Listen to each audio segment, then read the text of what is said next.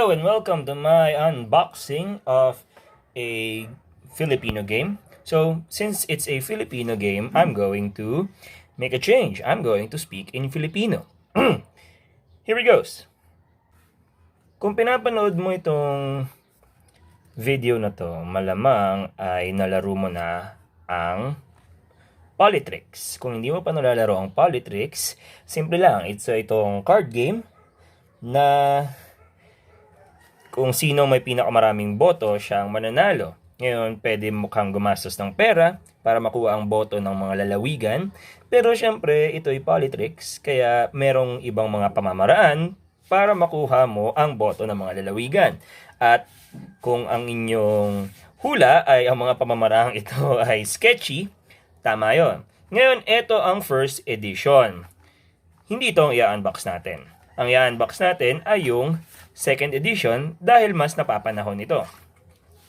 Available ito sa gaming library sa Metro Manila. Ang kanilang mga branches, meron sila sa Shangri-La, meron sila sa BGC, at meron din sila sa Green Hills.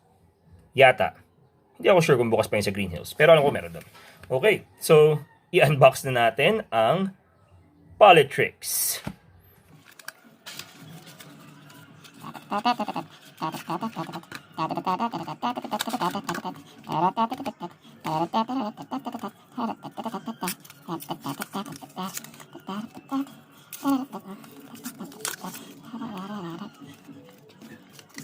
So, yun na yun.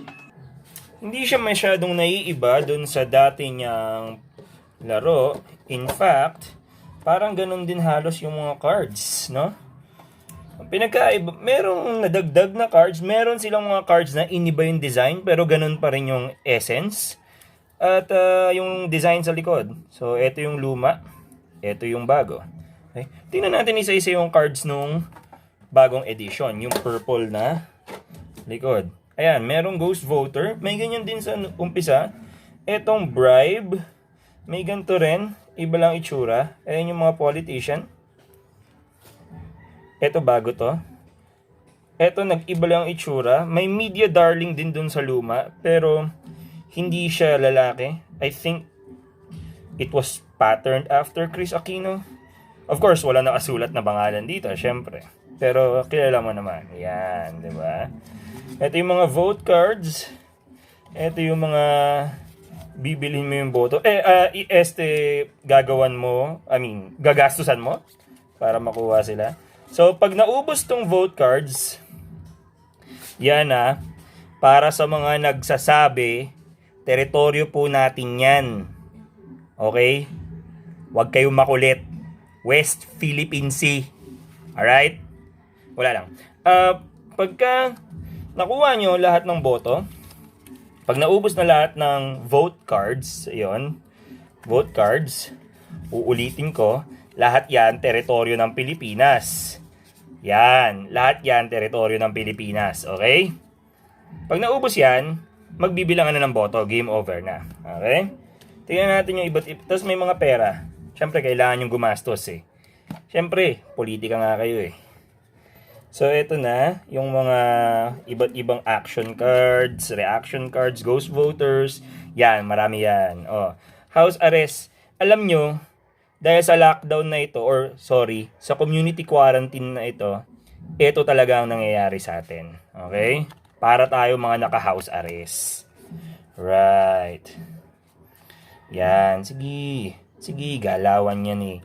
Yan, favorite nyo yan, di ba? Yan, favorite na mga DDS yan. Yan, sige. Sige. Make crazy speech. Galawan ng mga clown. May kilala akong ganyan eh. Nag-press con na 3 beses eh. Diba? Press con, wala namang ginagawa. Ay, eto pala yung nahanap ni Duterte oh. Absolute power.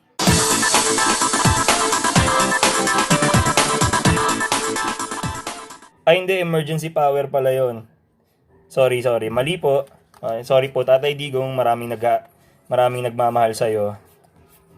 At yun. Alright. So, diba? Astig eh. Yan. Lalawan niya, mga DDS. Diba? Oh. So, cool. Diba?